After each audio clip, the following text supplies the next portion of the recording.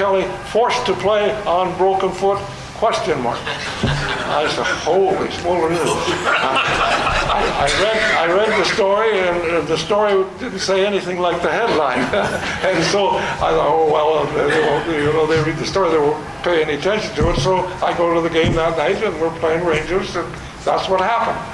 And that's why I retired. And I've had 2 calls from the president of the National Hockey League. One was after that from Clarence Campbell, who called and said, Red, I want you to think about this and think about it. He said, if you don't report, Jack Adams was, he says, you know what he's like, and he said, I'm holding him down, but he said, he wants to suspend you from hockey for life, from refereeing, for coaching, playing, being a stick boy or anything to do with hockey, you'll be out of it. And he said, so I'm holding him back and giving you time to think about it. And I said, Mr. Campbell, I've thought about it all night. I've made up my mind. I said, I've given everything I've had to hockey since I've been knee-high to a grasshopper. And if you want to suspend me, you go ahead, suspend me. And I went to work. And I called on Renew Custer Chevrolet, Chrysler, and Ford. But it's tough. You know, you've been doing something all your life, and all of a sudden, boom, you're gone. And never to play again, never to be any part of any hockey game. You know, that's tough. That's tough, and you have to really gear yourself into doing it. But that's what it was. And then the next thing, I make a call. I make the calls, and I come home, and I have my new wife. And Jack Adams gave her away, by the way, when we got married. He walked her down the aisle, and of course, 6 months later, he gave me away. So it ends up anyway that Andrew gets a call from King Clancy, who's going into Boston with Punch Imlach, and he said they thought maybe you'd like to play in Toronto because you have a farm up in Canada, and we thought maybe you'd consider playing in Toronto. And so Ann said, I think you need to talk to Red, and so I eventually talked to King, and that's what happened. And King said, well, I said, King, I gotta, if I want to make a comment, I gotta talk to you in person. I gotta, you know, and so he said, great, we'll pay your way. You come into Toronto and we'll have the meeting. And so I went in disguise out of Windsor with a Homburg hat and a bumper suit and a different name, Pat Kelly, and so nobody would know me, and they picked me up and down here to the gardens at Wood Street, and then I'm up with Punch, and we discussed all those things, and then it ends up we go to the dinner time, and we haven't finished talking, and then we go down to eat downtown on King Street. I forget the name of the restaurant there, but they're playing Canadians the next night. And we were going to continue to talk down there, except the tables are all right like this. And here are all the Montreal Canadiens there. Rocket Richard and the Rocket said, Rouge, what are you doing here? You know? And so we had to come back here and talk, and we talked till midnight, and then we agreed. And when we agreed, Punch said, I'm thinking about moving you up to center. What do you think? I said, that's great, no problem. I said, I haven't been on skates for about 10 days, and I said, if I make a mistake, there'll be a defenseman behind me to cover up for me. And he said, okay. He said, if we're going to win the Stanley Cup, he says, we're going to have to go through Montreal. And he says, if we're going to have to beat Montreal, I need somebody to check Belleville. So he said, that's where I'm going to play against Belleville. And I said, great, no problem. I said, when he's got the puck, I'll check him. I said, but when we got the puck, he can worry about checking us. And so that's how we left. And that's the story, you know, the old days. And I'm glad it happened. I'm glad he came to Toronto and won another 4 cups. He had Me too. He had a Hockey Hall of Fame career in Detroit before he even came to Toronto. pleasure playing with you and getting to know your family as well. Well, thank you, Ron. It was a pleasure. You had the legs, you know. I was the young guy, the old guy, and you were the young guy. So, Ronnie, you mentioned the Hockey Hall of Fame. You've been an integral part of that wonderful institution for many years now. Do you have heroes? I mean, you meet all these great former players and builders and owners. Have you got a couple of people that really stand out in your memory? Well, they're all the guys that have been inducted into the Hall of Fame. They're there for very good reasons because of successful careers. I was hoping maybe one day I might even get some consideration, Brian. You certainly deserve it, don't you? Well, no, I'm a see, Brian. Dennis Hall said, my friend Dennis Hall says the only way Ellis could get into the Hall of Fame was to get a job there. But it's been a treat. 20 years. I can't believe when those 20 years have gone. I'm on contract with them now just to stay involved, but for 20 years I was full-time. And yeah, to have Gretzky come through and Lemieux, and you just go down the list, it was pretty nice. And but one guy that, I don't know why I'm mentioning this, it just comes to mind. I think it might be because he's being inducted into the Canada Sports Hall of Fame on November 1st, Brian Trottier. He's a heck of a guy. He's a down-to-earth guy, just a good man, does a lot of work in his community, and he comes to every induction, and he's just he always makes sure he looks me up so we can chat, and so I just have a special feeling for him. Of course, Boreas Salmi and Sittler and Bauer, it's been terrific. I really felt honored actually to be part of the staff that helps put this on, and it's been a big part of my life. Okay, I want to ask you about Bob Pulford, your teammate with the Leafs. He supports Alan Eagleson still. Last time I saw him, he gave me the business. Why are you saying anything about Eagleson? He never did anything wrong, Brian. Never did anything wrong. I said, well, he was convicted in a courtroom. He confessed. He served time. I wonder how you feel about Eagleson and Pulford's support of Alan Eagleson. Well, they were very close. I think Alan represented Pulley and Carl Brewer and Billy Harris, I think, in those early days. And that's fine. You develop a relationship, and I think their families became close. So I'm not going to judge Bobby at all. But my own feeling on Alan, the problem was, in my estimation, and you gentlemen and ladies, you're historians. You probably know more about it than I do. But when Alan Eagleson was made the executive director, there was a conflict. He was also a player agent who was representing more players than any other agent at the time. As far as he had 5 or 6 of us on the Leafs. He had 5 or 6 players on all the teams. And so definitely in my mind that was a conflict, but the NHL didn't do anything about it. And Al just took advantage of the power that he was somehow given, and he did whatever he could. My feeling on Alan, other people had tried very hard to get an association started. He got it started.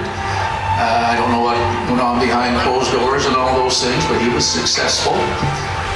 And then, of course, that leads up to Team Canada 72. I felt Alan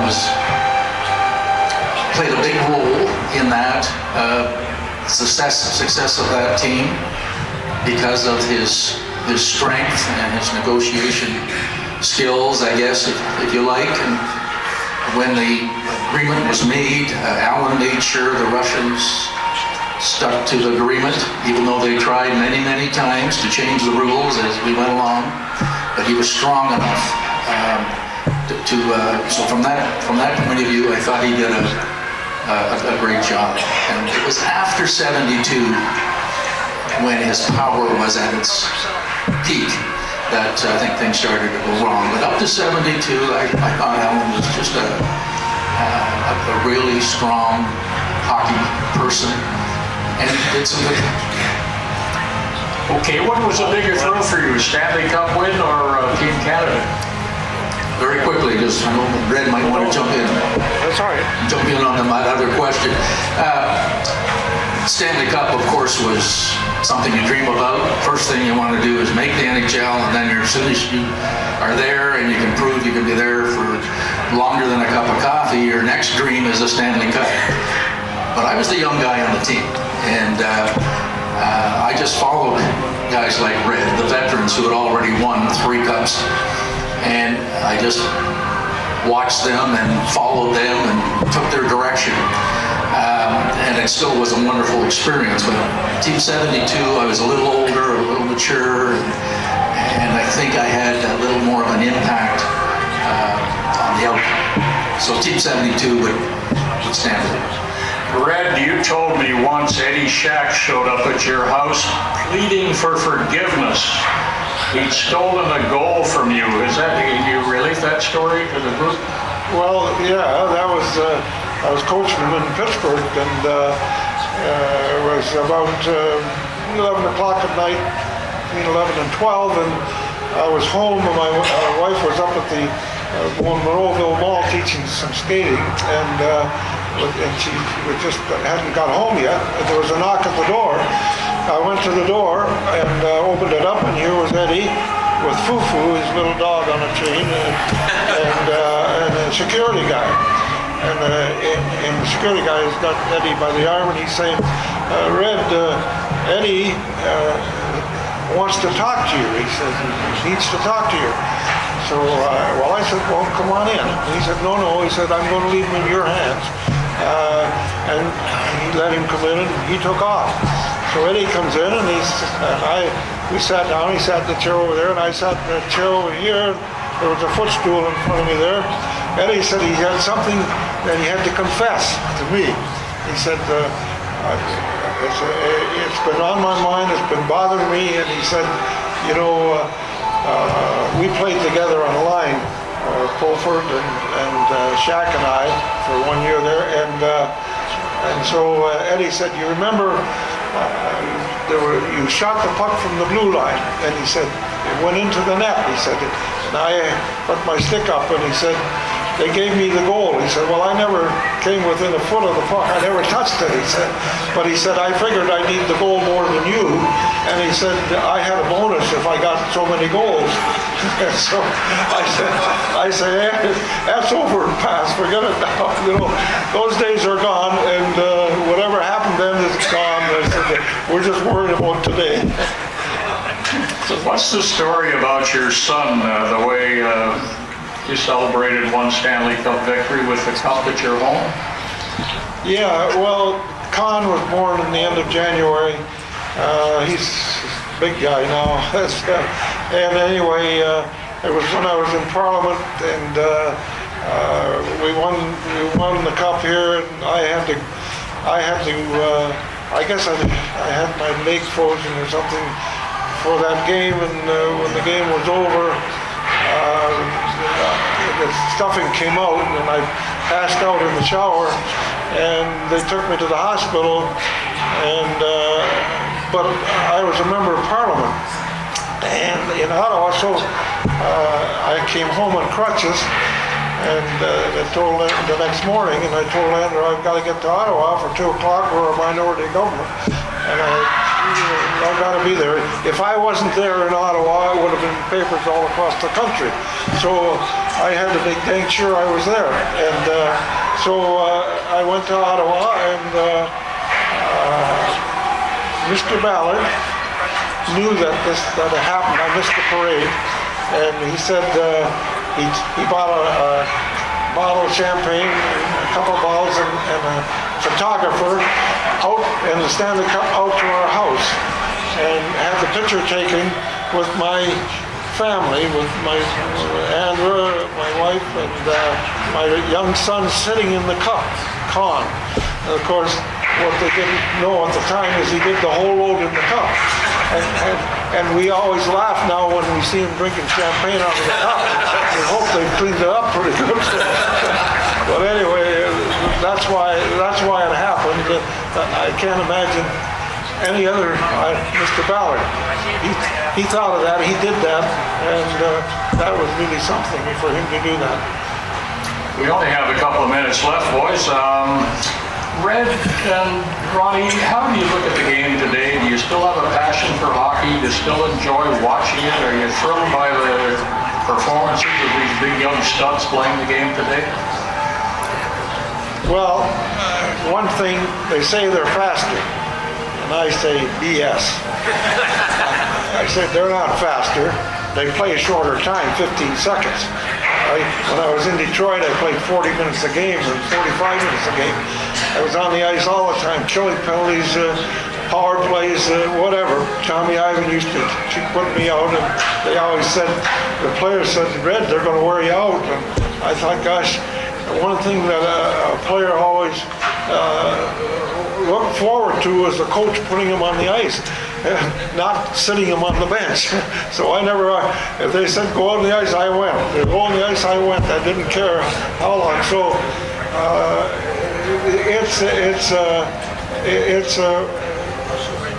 they're not faster. We were timed at 30 miles an hour by Lloyd Percival with a stopwatch. Blue line to blue line. Stop and go. Backwards and forward. He checks us in every department you can think of. And I say, okay, they got 5 guys in the corner now. It used to be we had 2 guys and the referees coming in and saying, get out of the corner. They got to make rules to get you so the puck is not plugged up in the corner. When I played with Frank, I told him, when I got in the corner with those guys, I said, you get in the hole. I'll get you the puck.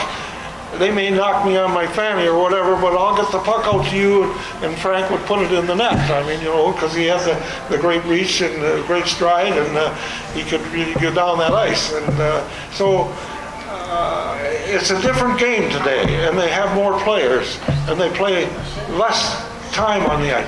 It's a different game because, it expanded. And I coached the first 2 years in LA, and we tied for first place the first year.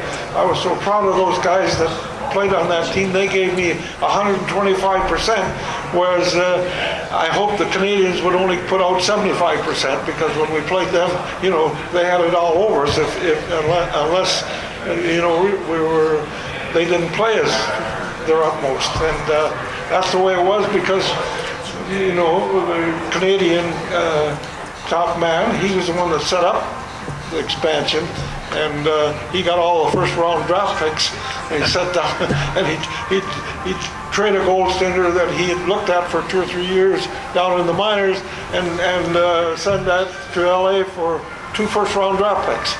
And he'd have those 2 first round draft picks, and he was getting those draft picks. He had all kinds of down looking at them, because they wouldn't come in and start right off the bat. They always looked at them for 1, 2, 3 years and trained down in the minors. Now they go right from junior right in there. Now they can do a lot of things, no question. They have abilities because they train a little different all year long. And I can see some great stick handling. I can see. I don't like to watch the game as much as I used to like to watch it.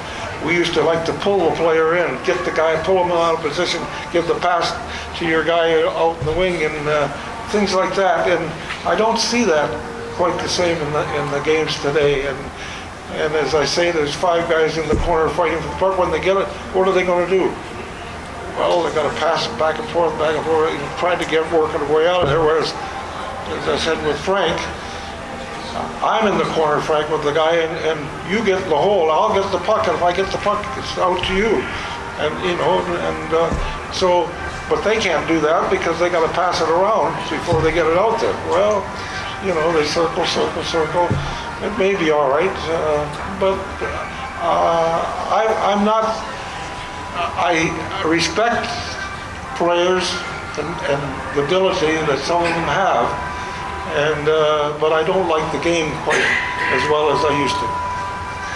Fred, we want to mentioned the new book you have coming out. I just started it this week, and I think it's going to be a great book, and I congratulate you on that, and I know it's going to be a success. Ronnie, I give you the last word. We talked about passion for the game and your viewpoint maybe on modern hockey, and that'll be it.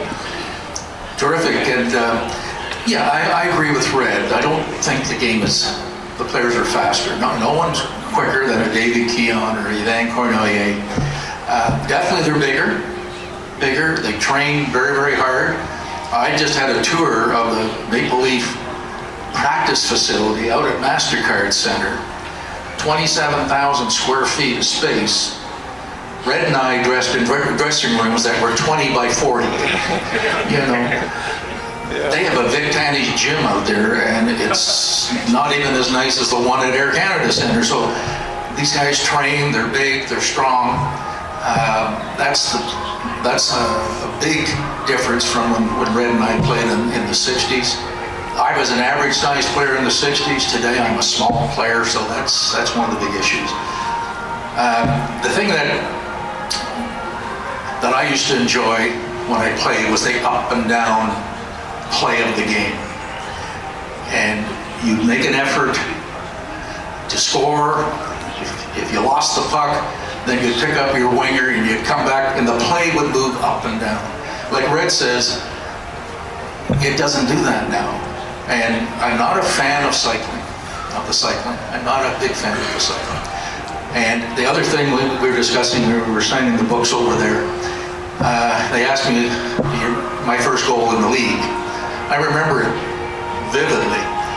I scored from the top of the circle with a slap shot on Eddie Johnston. You don't see goals scored from the top of the circle anymore. The last guy in Toronto that I sort of have in my mind is Ricky Vive, who would take that shot. Now the goaltender's equipment, it's another issue. Not a lot of net when they come out now, so scoring off the wing is not easy. A little easier in Red in my day because the goaltenders look like stick men compared to what they are today. But those are some changes. But I used to like the flow of the game, up and down. And I like what Red said.